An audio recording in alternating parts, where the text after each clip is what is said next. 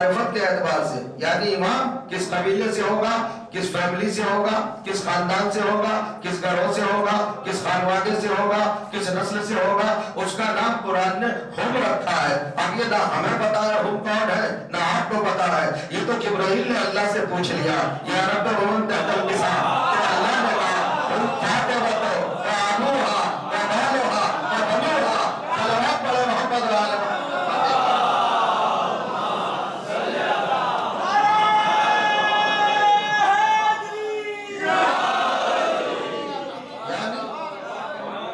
امامت کو محصور کر دیا ہے، اللہ نے باور کر دیا ہے۔ غور کر رہے ہیں، امام قبیلہ فاطمی سے ہوگا، فاطمہ کے خاندان سے ہوگا، زہرا کے خانوادے سے ہوگا، اہل بیت کے الگ سے امام نہیں ہوگا۔ ہم فاطمہ و ابوہا و بالوہا و بنوہا، جس کا رشتہ محمد سے ہو، فاطمہ سے ہو، علی سے ہو، حسن سے ہو، حسین سے ہو، وہی امامت کا سلسلہ آگے بڑھے گا، اور کہیں سے امام نہیں ہوگا۔ اور کیا کمال کر دیا پروردگار عالم نے، جب معرفت دی ہے، جب تعارف دیا ہے، جب انٹروڈکشن دیا ہے، اور بھی فرشتوں کے درمیان، کیا فرشتے نہیں جانتے تھے کہ چادر کے نیچے کون ہے، زیر کسا کون ہے، اس حجاب کے اندر کون ہے، خانہ فاطمہ میں کون لوگ ہیں؟ کوئی زیادہ بھی نہیں تھے، مگر پوچھا تو جبرائیل نے، یا رب ومن تحت النساء، پروردگار اتنا تو بتا دے یہ چادر کے نیچے ہے کون؟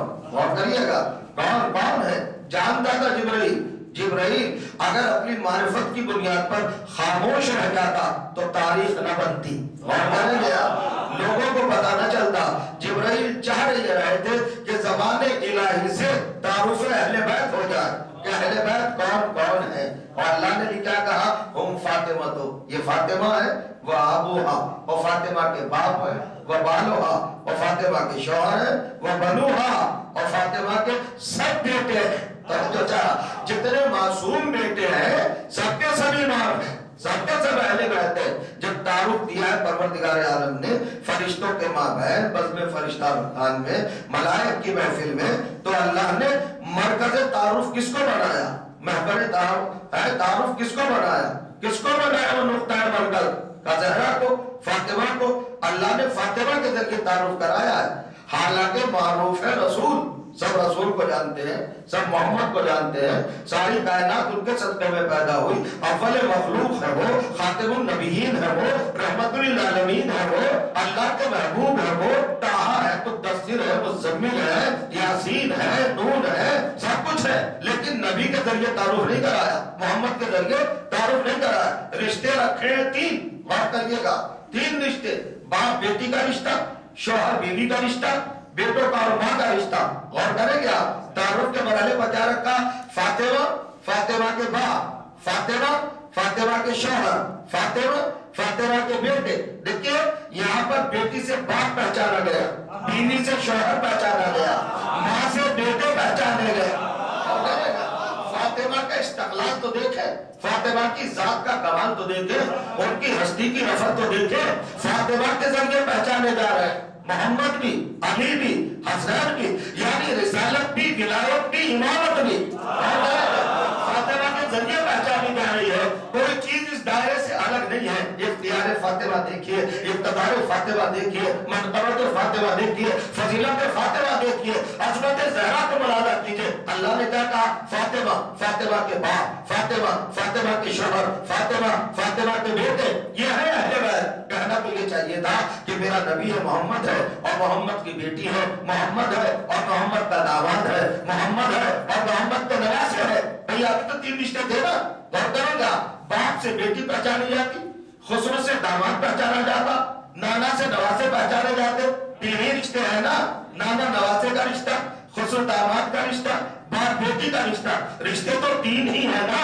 غور کریں گا، مگر محمد کو تینوں کو نظر انداز کیا، محمد کے تین رشتوں کو یہاں نہیں رکھا، فاطمہ کے رشتوں کو رکھتا ہے۔ اللہ یہ چاہتا ہے، آج اہل بیت کا تعارف ہے، آج تقدیر کائنات کا تعارف ہے، آج مقدس کونین کا تعارف ہے، آج جس کے صدقے میں کائنات پیدا ہوئی ان کا تعارف ہے، آج مولاؤں کا تعارف ہے، آج آقاؤں کا تعارف ہے، آج صاحبان اقتدار کا تعارف ہے، جن کے صدقے میں دنیا قائم ہے ان کا تعارف ہے، اور ان کو اہل بیت کہتے ہیں۔ اور اہل بیت کا مسئلہ کیا ہے؟ ہم نے کہا فاطمہ ہے، فاطمہ کا باپ ہے، فاطمہ ہے، فاطمہ کا شوہر ہے،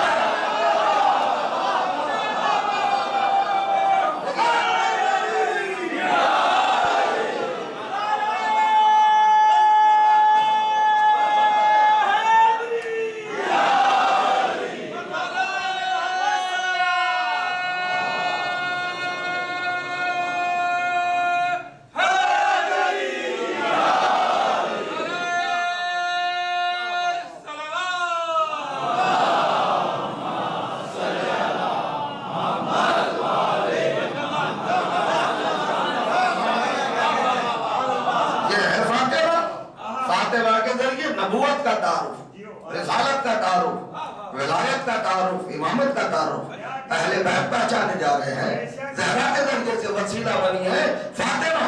तो अहले बैत कौन है? जिनका रिश्ता ज़हरा से है, जिनका रिश्ता फातिमा से है, और जिनका रिश्ता फातिमा से नहीं वो अहले बैत बनेंगे। गौर करेगा। हालांकि अहले बैत के हवाले से आलम इस्लाम में उलमा ने बड़ी बड़ी काविशें की हैं, इसको लाओ उसको लाओ, इसको दाखिल कर दो उसको दाखिल कर दो, ये भी अहले बैत वो भी अहले बैत, सबको अहले बैत में दाखिल करना चाहे, मगर नहीं, अल्लाह ने ऐसा तारुफ दिया है और ऐसा मजबूत वसीला आलम इंसानियत के हाथों में दे दिया है कि अब अहले बैत का मरकजी वो दायरा किसी भी तरह नहीं टूट सकता और कोई गैर उसके अंदर दाखिल नहीं हो सकता। अब तो चाह रहा अरे भाई असाब भी अहले बैत में है, नबी की बीवियां भी अहले बैत में, कौन मना करता है? आप भी हो जाइए और कर रहे ना, आप अपने को क्यों रोकते? आप भी कहिए ना पूरी उम्मत अहले बैत में। लेकिन ये तो देखिए ना, सेक्शन अलग अलग है, डिवीजन अलग अलग है, पार्ट अलग अलग है, हिस्से अलग अलग है, अपने महाज अलग अलग है, सहाबियत ज़ौजियत अहले बैत ये अलग अलग है। अगर कमाल की बात की है अहले बैत में है साहब, सहाबा भी ओ भी, बुखारी को पढ़िए जाकर अहले बैत में किस तरह है। आप जरा सी रवायत सुनिए, खलीफा दुव्वम के बेटे अब्दुल्ला इब्ने उमर, उनसे एक रावी ने पूछा, उसका नाम है अबू वाइल। अबू वाइल आया, आने के बाद कहा कि आप खलीफा के बेटे हैं, आप हाकिम के बेटे हैं, आप साहिब रसूल के बेटे हैं, आप बहुत सीनियर मोस्ट सहाबी हैं, आप उनके बेटे, नबी के वो रिश्ते में भी बड़े नाजुक रिश्ते से मुताल्लिक हैं, उनकी बेटी नबी के घर में है हजरत हफ्सा उम्मुल मोमिनीन, आप जरा सा चूंकि उनके बेटे आपसे बेहतर कौन जानता होगा, मैं ये चाहता हूँ कि आप सहाबा की फहरिस्त मुरत्तब करा दें। तवज्जो चाह रहा हूँ, अब्दुल्ला इब्ने उमर खलीफा के बेटे से रावी पूछ रहा है कि जरा साहबियों के नाम तो बताएं। अब्दुल्ला इब्ने उमर ने बताना शुरू किया, वो पहले वो दूसरे वो तीसरे, वो ज़ैद इब्ने अरकम हैं, वो जाबिर इब्ने अब्दुल्ला अंसारी, वो साबित और वो फला और हसन, पता कहता चला गया ये अब्दुल्ला और अब्दुल्ला इब्ने अब्बास, एक नाम लेता हुआ चला गया, पूरे नाम लिखवा दिए, तकरीबन 90,000 नाम लिखवाए। देखिए हाफजे का भी तो कमाल है, 6,686 आयतें याद करना आप बहुत बड़ा कमाल समझते हैं, वहां तो 90,000 नाम याद थे, लिखवा दिए। रावी लिखता चला गया, कई दिन लगे होंगे, पता नहीं है कितना स्टेमिना था, कितनी ताकत थी, लिखते चले गए। अब एक मर्तबा रावी ने कहा लिखवा चुके आप लोग? कहा वो मेरी नॉलेज में जितने थे, मुझे जितना हाफजा था, मेरे यहाँ जितनी याद थे मेरी मेमोरी में, मेरे हाफजे में, वो मैंने आपको सब बता दिए। आप कोई रहा तो नहीं, सारे साहबी, गौर करिएगा, अजीब सी बात है, सारे साहबा के नाम लिखवा दिया, हाँ सारे साहबियों के नाम लिखवा दिया, आपने अली का तो नाम लिखवाया नहीं। अरे अगर खिलाफ मुखालिफत है, अगर आप पोजीशन में है तो इसका मतलब ये नहीं है कि आप अली को नजरअंदाज कर दे, आपने अली का नाम तो नहीं लिखवाया, तो अब तो बिगड़ना था रावी, अब बिगड़े अब्दुल्ला इब्ने उमर। तो क्या कहा तूने मुझसे पूछा क्या था? तो सहाबा के नाम, सहाबा की नहीं, मैंने लिखा तो नहीं, तो आपने अली का नाम तो लिखा नहीं, तो खामोश, अली सहाबा में कब है? अली तो अहले बैत में है।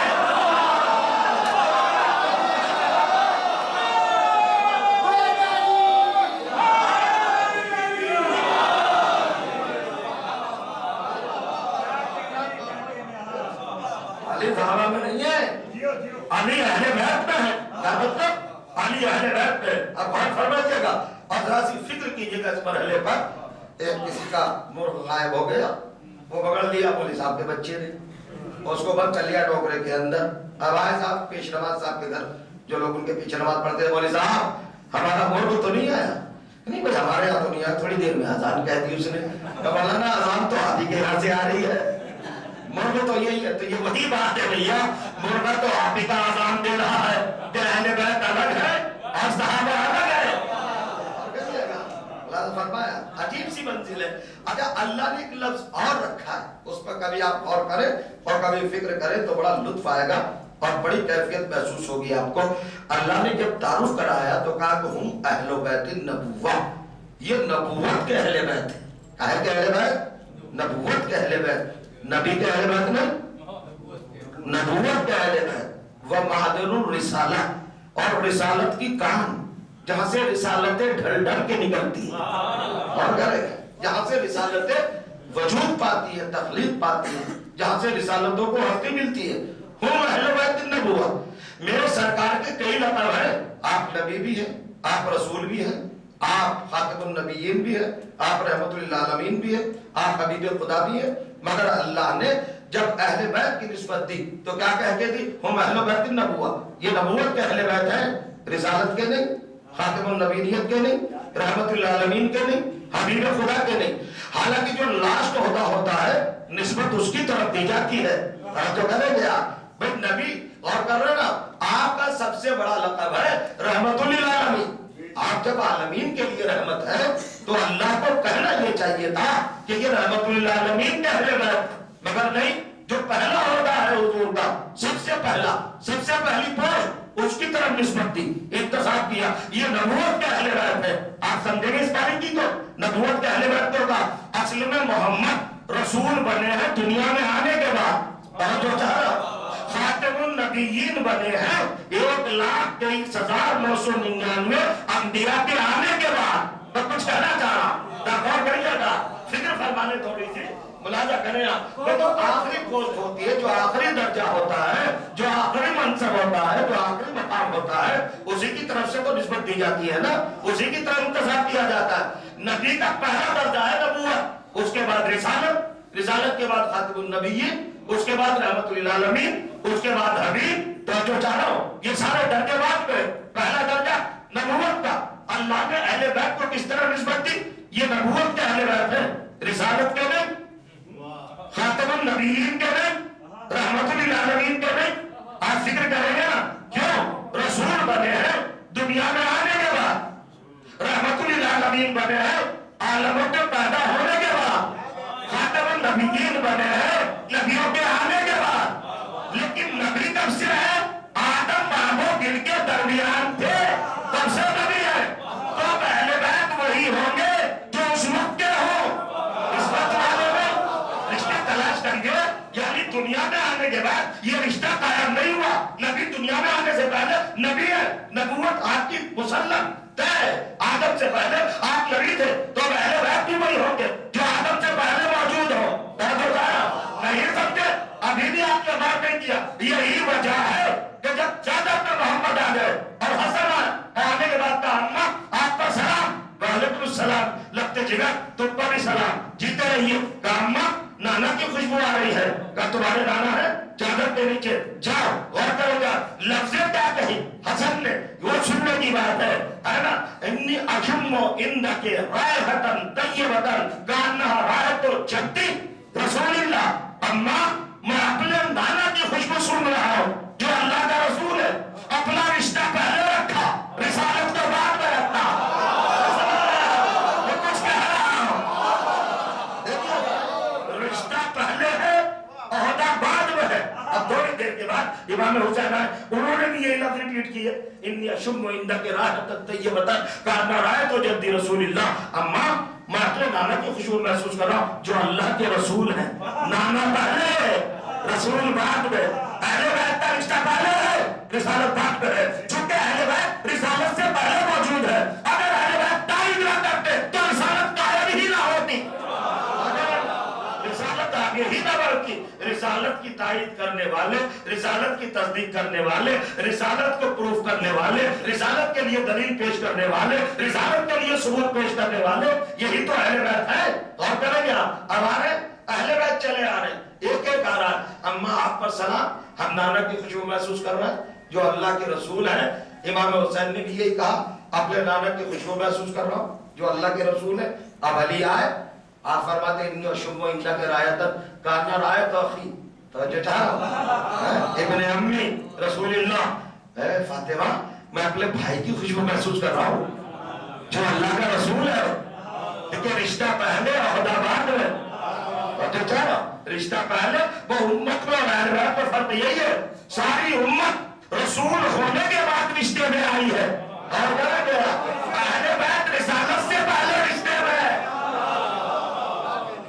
رسالت سے پہلے اہل بیت رشتے میں ہے۔ آدھڑیے بڑھیے اور فکر فرمائیے، آ گئے چادر میں، ماں سے پوچھتے رہے، ماں سے کہتے رہے یہ خوشبو آ رہی ہے، یوں خوشبو آ رہی ہے، ایسے خوشبو آ رہی ہے۔ سوال یہ ہے کہ جب امام حسن آئے تھے انہوں نے کہا اپنے نانا کی خوشبو محسوس کر رہا ہوں، ماں نے کہا حسن چلے گئے چادر میں، تو اب تو دو ہو گئے نا، رسول اور حسن۔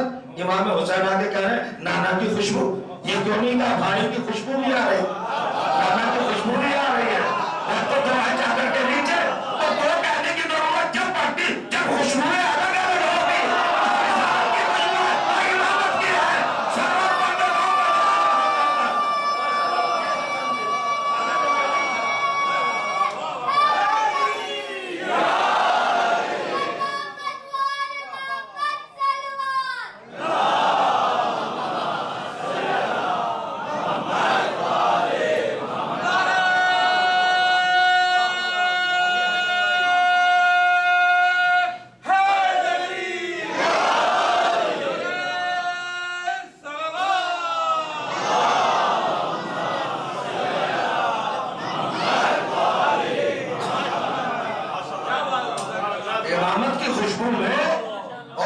رسالت میں کوئی فرق نہیں ہے.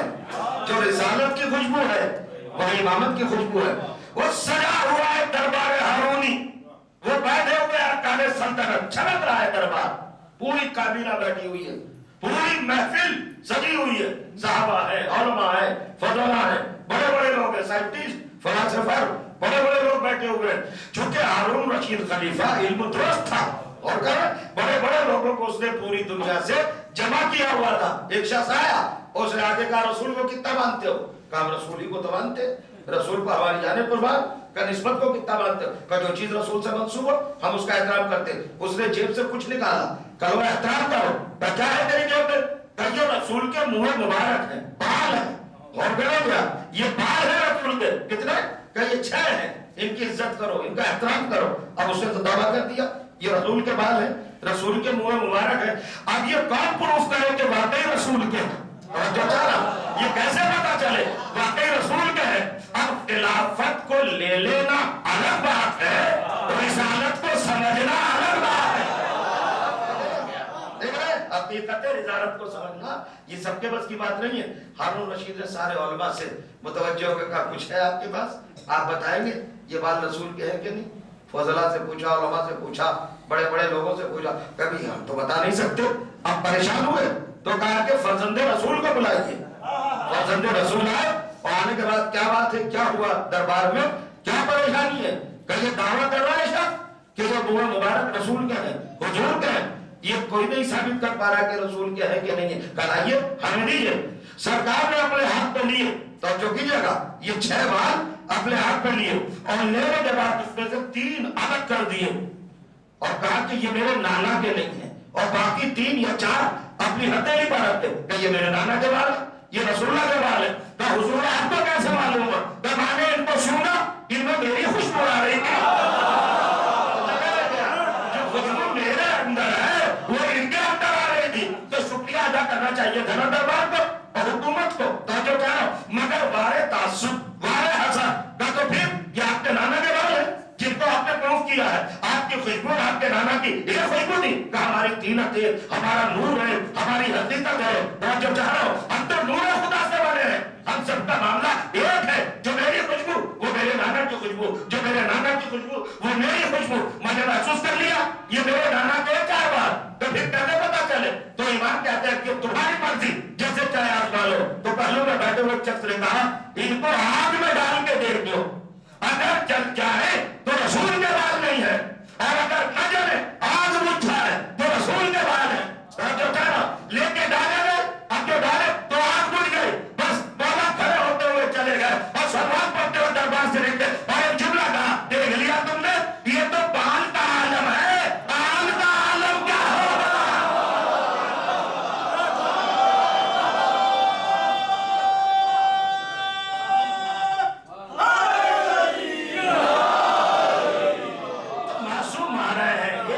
معصوم ایک آیا, ایک کے بعد ایک آیا, ایک کے بعد ایک آیا. آنے کے بعد یہی جملہ ہے, ہم نانا کی خوشبو محسوس کر رہے ہیں, ہم بھائی کی خوشبو محسوس کر رہے ہیں. علی کہتے بھائی کی خوشبو, حسن حسین نے کہا نانا کی خوشبو, زہرا بھی آ گئی چادر میں. مگر آج ایک عجیب مرحلہ دیکھا میں نے. آئے تطہیر آنے والی ہے نا, اہل بیت آج مسلم ہونے والے, اہل بیت کا اعلان ہونے والا ہے. کون ہے اہل بیت؟ غور کریے گا, ہر معصوم چادر کے پاس کھڑے ہو کر کہتا عطا زنولی انا ادخل معک یا رسول اللہ, کیا مجھے اجازت ہے میں آپ کے پاس چادر میں آ جاؤں؟ امام حسن نے بھی اجازت مانگی, امام حسین نے بھی اجازت مانگی. غور کریے گا, فاطمہ زہرا ہے, انہوں نے بھی اجازت مانگی, علی نے بھی اجازت مانگی. عطا زنولی عطا زنولی عطا زنولی عطا زنولی انا ادخل معک انا ادخل معک انا ادخل معک. اجازت ہے, پرمیشن ہے, اب آپ کے ساتھ داخل ہو, چادر میں آ جائیں, آپ کے ساتھ بیٹھ جائیں, آپ کے ساتھ لیٹ جائیں. تو ہر ایک نے اجازت مانگی کہ نہیں؟ میں آپ سے پوچھنا چاہتا ہوں, ان اہل بیت کی کسی فرد نے کبھی اجازت مانگی؟ رسول سجدے میں ہے, حسین آگے بیٹھے, کہا یا رسول اللہ بیٹھ جاؤ, اجازت مانگی؟ نہیں مانگی. توجہ فرمائیے گا, میں کہہ رہا ہوں رسول اللہ کی نماز میں ہے, امام حسین آگے بیٹھ گئے, جب اجازت لے کے بیٹھے تھے. رسول صحابہ کے مرتبے میں ہے, حسین دانوں میں آگے بیٹھے, کبھی کہا کہ اجازت ہے دانوں میں بیٹھ جاؤ, کبھی کہا کہ اجازت ہے کاندھوں میں بیٹھ جائے, کبھی کہا اجازت ہے زبان چوس لو, کبھی کہا اجازت ہے زلفے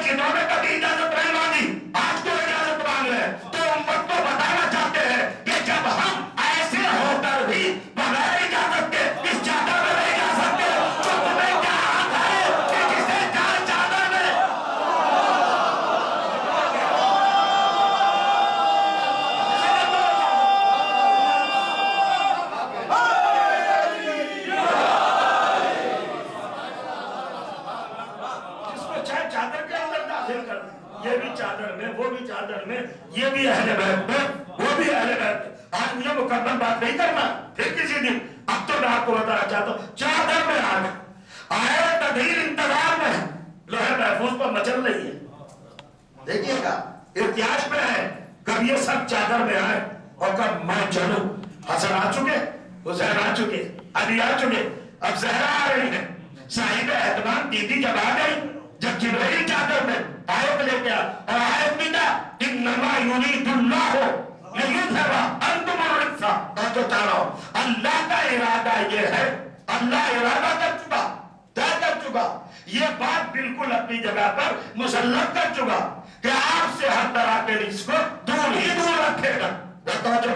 ترجمہ کرتے ہیں نجاست، نجاست نہیں ہے. عربی کی ذرا آپ نزاکت کو محسوس کریں. لفظ رکھا ہے رجس، رجس پر ہے الف لام. اور کہیں آپ نجاست ایک الگ چیز ہے. نجاست وہ ہے جو پاک ہو سکتی ہو کسی چیز کا ذریعے. رجس سے بڑا بڑا مفہوم ہے. اور رجس ہر طرح کا رجس. غور کریں آپ، رجس کے معنی بتا دوں، آپ لغت کھولے تو پتا چلے. جھوٹ رجس، غداری رجس، جہالت رجس، فریب رجس. توجہ چاہ رہا ہوں اور کریے گا، ہے نا. یہ ساری چیزیں کیا ہے؟ رجس، جہالت رجس، عقل بھول جانا، نسیان رجس، یہ بھی سب چیزیں. اب میں کہاں تک فیصل لے کے جاؤں آپ کے ساتھ؟ تاریکی رجس، نجاست رجس، جہالت رجس، فراموشی رجس، جھوٹ بولنا رجس. اور کریے یہ ساری چیزیں نسیان رجس. یہ اہل رسول کے لیے آیت آ رہی ہے. تو جب آپ سے نسیان دور رہے گا تو پھر کہ اصل رسول محمد ہے، اس تک ہذیان کیسے آ جائے گا؟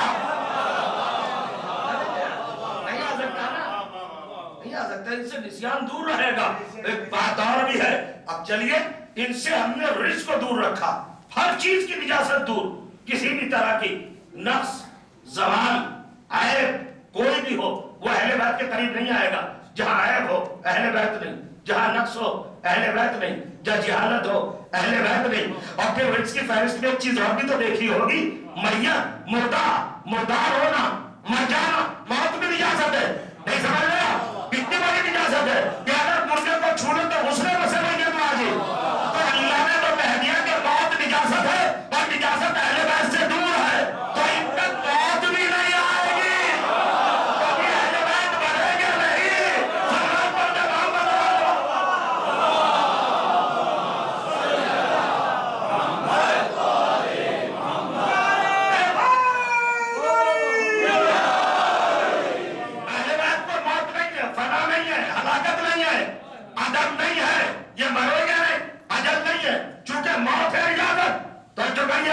یہ کبھی نہیں مریں گے، یہ ہمیشہ زندہ رہیں گے. ان کو اگرچہ کوئی قتل بھی کر دے تو یہ نہ سوچے کہ مر گئے. چونکہ موت ان سے دور ہے. اور دلیل یہ ہے کہ اگر مر جاتے قتل ہونے کے بعد تو لوگ کے نیزہ پہ قرآن نہ پڑھتے.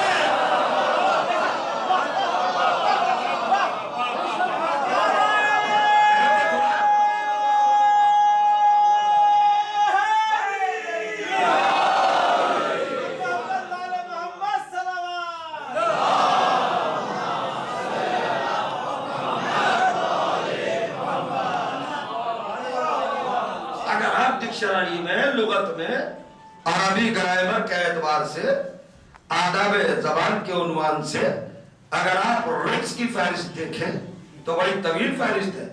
اس کے اندر بھولنا، نسیان وغیرہ، دھیان وغیرہ، دماغی کیفیتوں کا اپنی جگہ سے غیر متوازن ہو جانا بھی رزق میں آتا ہے. اور کریں گے آپ پیغمبر کے دماغ پر حملہ کرنا آئے تطہیر کے خلاف ہے. اور کریں گے آپ نہیں سمجھ رہے؟ آئے تطہیر کے خلاف ہے. اور آئے تطہیر کو اللہ نے حفاظت گاہ دماغ پیغمبر قرار دیا ہے. اور یہی نہیں، آگے بڑھیے اور پہچانیے پیغمبر کے حوالے سے ایک چھوٹی سی آیت قرآن کی. دیکھیے سورہ نجم، اللہ نے گارنٹی لی ہے، ذمہ داری لی ہے، حفاظت کا ذمہ اپنے ہاتھ میں لیا ہے. وما ينطق عن الهوى ان هو الا وحی یوحی. کیا آپ ترجمہ کرتے ہیں؟ کیا آپ نے سنا ہے ترجمہ وما ينطق عن الهوى؟ ہمارا نبی بولتا ہی نہیں بغیر وحی کے، بولتا ہی نہیں. سارے قرآن اٹھا کے دیکھ لیجئے، ہر قرآن میں یہی ترجمہ کیا ہے، نبی بولتے ہی نہیں، نبی بات ہی نہیں کرتے، نبی گفتگو ہی نہیں کرتے، الا وحی یوحی، جب تک وحی نہ آ جائے اپنے خواہشات نفسانی سے بولتا ہی نہیں. کمال کر رہے ہیں آپ، یہ ترجمہ ہے ہی نہیں. اگر اللہ کو بولنے کی بات کہنا ہوتی تو اللہ کہتا وما یتکلم، ہمارا نبی تکلم ہی نہیں کرتا. الگ الگ باتیں ہیں، نطق الگ چیز ہے، تکلم الگ چیز ہے. دیکھیے مجلس سے کچھ ملنا چاہیے، کچھ مواد لے کے جائیے.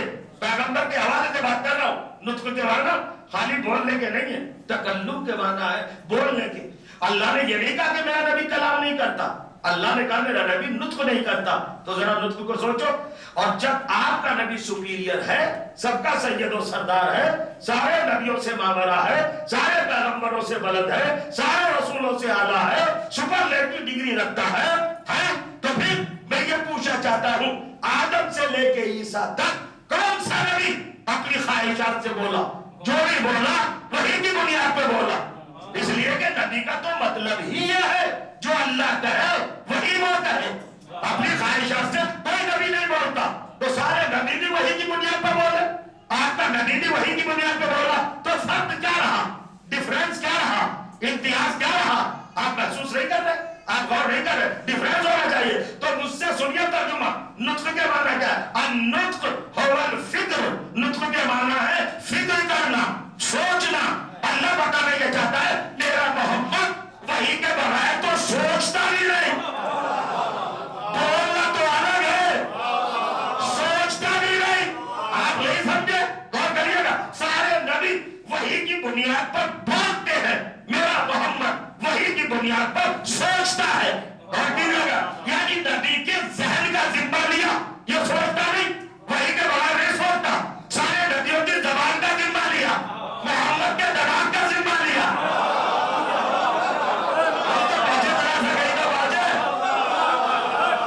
محمد کی زبان کا ذمہ نہیں لیا، محمد کے دماغ کا ذمہ لیا، اور سارے نبیوں کی زبان کا ذمہ لیا. اللہ جانتا تھا نا اصل میں ذمہ داری مانی جاتی ہے جہاں شک ہو. اللہ جانتا تھا کہ شک ذہن پہ ہوگا، زبان پہ نہیں ہوگا.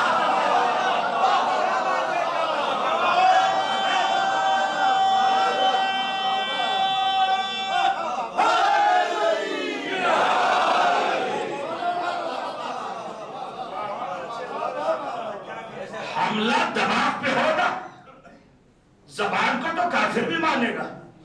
کون سا کافر ہے مکے میں جو محمد کو صادق نہیں کہتا، سچا نہیں کہتا، امین نہیں کہتا؟ کہتا ہے کہ نہیں؟ سارے کافر. ابھی کمال کی بات ہے خدا کی قسم. آزرا دیکھے رسول محرم میں پڑ گیا تاریخ دیکھنے کے بعد. یعنی کمال ایک کردار تو دیکھیے اس معصوم کا، اہل بیت کے ایک فرد کا.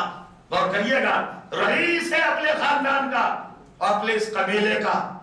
اس کے ذہن اور اس کے دماغ کو رہنے دیجئے، زبان اور اس کی امانت کو دیکھیے. خون کے پیاسے، کافر، مشرک، ابو جہل، ابو لہب، عتبہ، عتیبہ، شیبہ، خالد، ولید، وائل، عاص، مشرک، کافر، منافق، بے دین، بےہودے، مسخرے، عیار، مکار، کمینے، گندے، غلیظ، سب کے سب ہیں اپنی جگہ پر. اچھے تو نہیں ہے نا؟ نہیں، اگر کہیے تو رضی اللہ کہہ دوں سب کو. سلام پڑھیے محمد آجا.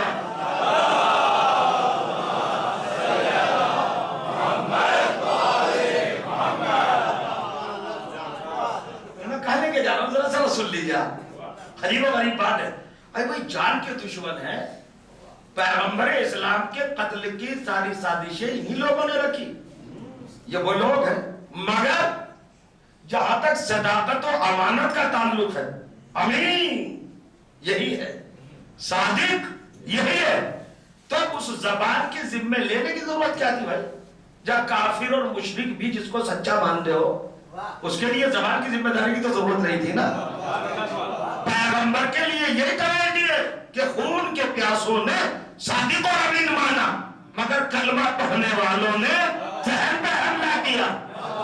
تو اللہ نے ذہن کی ذمہ داری لی کہ میرے نبی کا ذہن بغیر وحی کے چلتا ہی نہیں. یہ وہی کی کسٹڈی میں ہے، یہ وہی کی حفاظت میں ہے۔ اب سنیے، سارے کافر، سارے منافق، سارے مشرک، سب جتنے مکے کے ہیں، حضور کو امین سمجھ رہے ہیں، حضور کو صادق سمجھ رہے ہیں۔ کس حد تک سمجھ رہے ہیں؟ یہ بات سننے کی اور سمجھنے کی ہے۔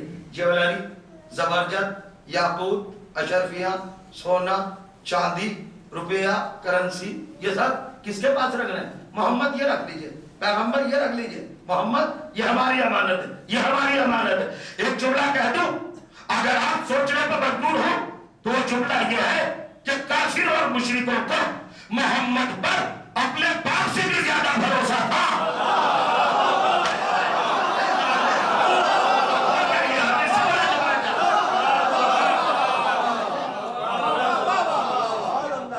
جی، چونکہ باپ کے پاس امانتیں نہیں رکھتے تھے، محمد کے پاس تو امانت کا تعلق ہاتھ سے ہے، جتنا لے اتنا دے واپس۔ صداقت کا تعلق زبان سے ہے، جو کہے سچ ہو، وعدے کے مطابق ہو۔ تو محمد کو 2 لقب مشرکوں نے اور کافروں نے دیے۔ محمد کے کردار اور کیریکٹر کو دیکھ کر سارے کافروں اور مشرکوں نے کیا کہا؟ یہ امین ہے، یہ صادق ہے۔ میں کچھ کہنا چاہ رہا ہوں، جب تک یہ سارے کافر تھے امین بھی کہتے رہے، صادق بھی کہتے رہے۔ صداقت کا تعلق زبان سے، امانت کا تعلق ہاتھ سے۔ اب کنورٹ ہوئے، مسلمان بنے، سیرت پہ چلے، نبی کی باتوں کو سنا، نبی کے درس کو سنا، نہ کریے گا۔ لیکن میں کیا کہنا چاہ رہا، معاملہ الٹا ہوا ہے۔ کیا پروگریس ہوئی؟ اسلام لانے کے بعد ان کے کردار میں آخر کیا ترقی ہوئی؟ میں پوچھنا چاہتا ہوں، کیا تبدیلی آئی؟ کیا چینجنگ ہوئی؟ کیا انقلاب آیا؟ کردار کون سا بات بن گیا؟ جب تک کافر اور مشرک تھے تو نبی کو صادق بھی کہا، امین بھی کہا، امانت کا تعلق ہاتھ سے ہے، صداقت کا تعلق زبان سے ہے۔ اللہ نے کہا محمد انہیں مسلمان تو بنا لیا، مگر آزما کے تو دیکھ لے، یہ پہلے والے عقیدے میں قائم ہے کہ نہیں؟ ابھی تمہیں صادق سمجھتے ہیں کہ نہیں؟ امین سمجھتے ہیں کہ نہیں؟ امانت کا تعلق ہاتھ سے ہے، صداقت کا تعلق زبان سے ہے۔ تو پروردگار کہہ رہا ہوں کہ علی کو ہاتھوں پہ اٹھا کے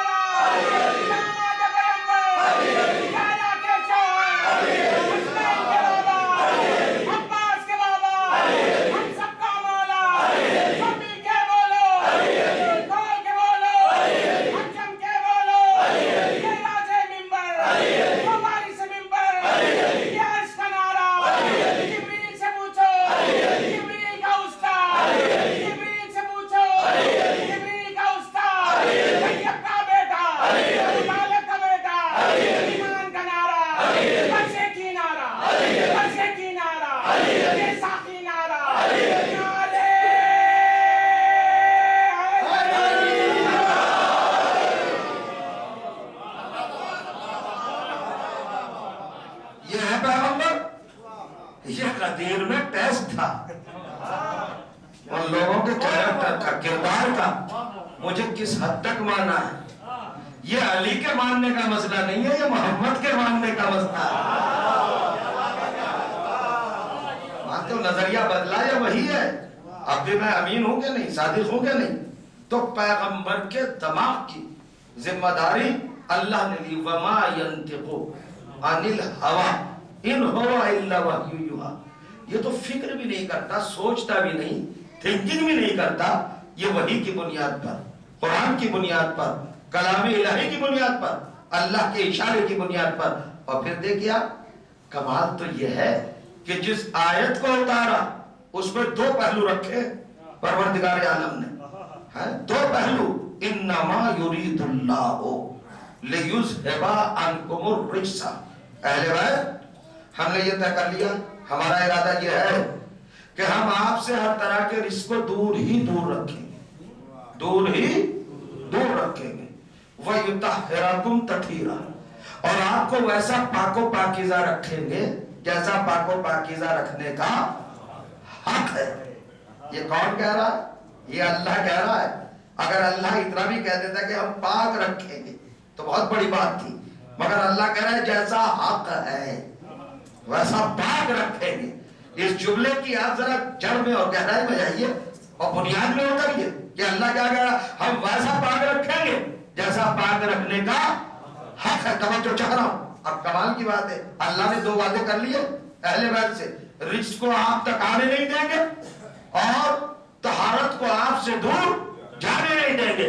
اہل بیت کو معیار بنایا, اہل بیت کو ایک کیفیت بنا, ایک شناخت, ایک علامت تطہیر اور نجاست کی. کیا کہا, نجاست آپ سے دور ہی دور, رزق آپ سے دور ہی دور, قریب آ رہے گے اور طہارت آپ کو چھوڑ کے جائے گی نہیں.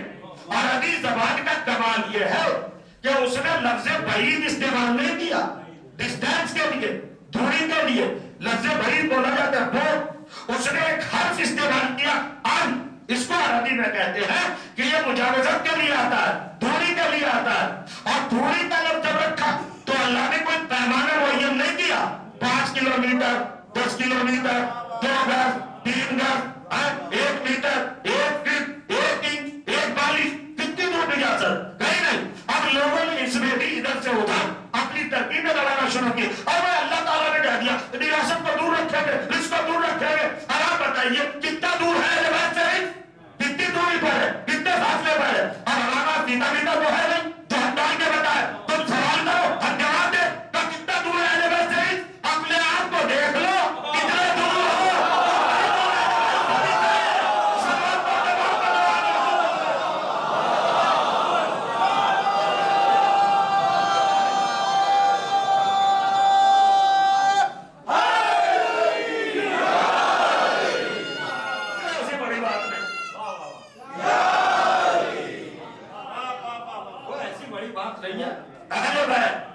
یہ اہل بیت کون ہے, چادر میں آ گئے, چادر کے اندر اللہ نے ان کو ٹائٹل دیا, ایک لقب دیا, اور وہ لقب ہے اہل البیت. جانتے ہیں اہل البیت کا مطلب, اہل کا مطلب کیا. اب میں آپ کی خدمت میں کیا عرض کروں. اہل البیت کا مطلب ہے اللہ کے گھر کے مالک اور مختار لوگ, جو چاہے کر دے, پوچھا نہیں جائے گا. ان کو اختیار کل ہے, یہ اللہ کے گھر کے مالک ہے, اللہ کا گھر ان کو سمجھتا ہے, یہ اللہ کے گھر کو جانتے ہیں. اور اللہ کا گھر بھی ان کو اتنی قریب سے جانتا ہے کہ اگر یہ آ جائے تو دیوار میں در بنا دیتا ہے. اب جو کریں گے آپ محمد وآل محمد.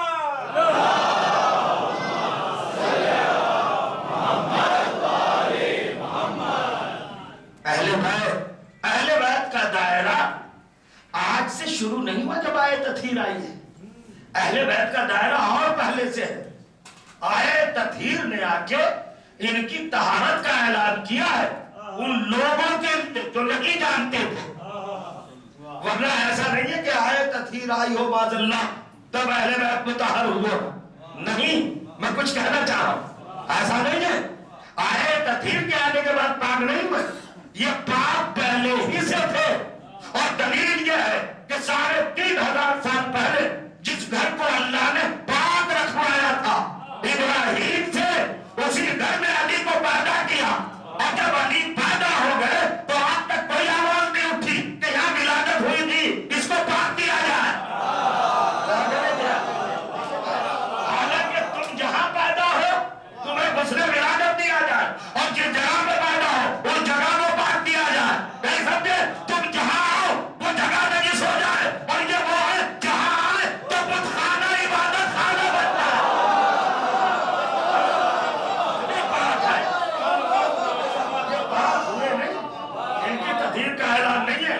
اس گھر میں سب اہل بیت, یہ تو اظہار تھا. ابو طالب اہل بیت, عبد المطلب اہل بیت, ہاشم اہل بیت, عبد مناف اہل بیت, قصی اہل بیت, مرہ اہل بیت, کعب اہل بیت, عدنان اہل بیت, اور امہات اور جو چاروں مائیں, ساری مائیں اہل بیت. اول تو سلسلہ فواتی میں غور کریے گا.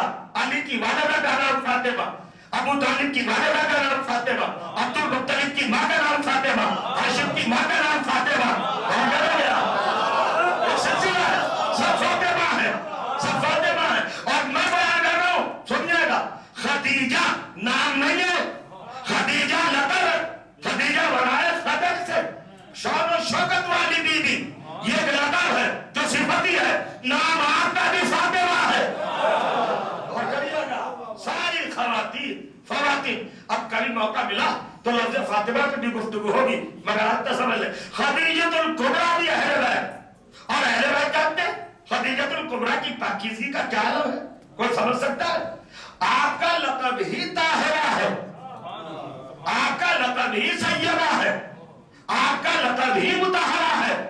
جناب خدیجۃ الکبریٰ جناب مریم سے بھی بڑی طاہرہ ہے۔ سوچئے گا آپ کہیں گے طاہرہ کیسے؟ اب میں زیادہ دلیل نہیں دوں گا، آپ جیسے پڑھے لکھے لوگوں کے سامنے ایک ہی بات کہنا چاہتا ہوں، بہت چپکے سے ایک بات، آہستہ سے ایک بات۔ اللہ نے احتیاط جس نور کے صدقے میں کائنات کو پیدا کیا، اللہ نے اس نور کے 14 ٹکڑے کیے، توجہ چاہا تہرا کو مردوں کی شکل میں بھیجا، محمد سے محمد تک 13 مرد، توجہ چاہا ایک کو خاتون بنایا فاطمہ، 13 نور جو مرد تھے ان کو آدم کی پیشانی میں رکھا، ابراہیم کے سلم میں رکھا، نبوتوں کے سلم میں ہوتا ہوا، مطہرات کے بدبر سے ہوتا ہوا، اور کریں گے یہاں تک آیا۔ یہ 13 نور تو نبیوں کو دیے، رسولوں کو دیے، مگر فاطمہ کا نور اپنے ہی پاس رکھا، وہ کسی نبی کو نہیں دیا۔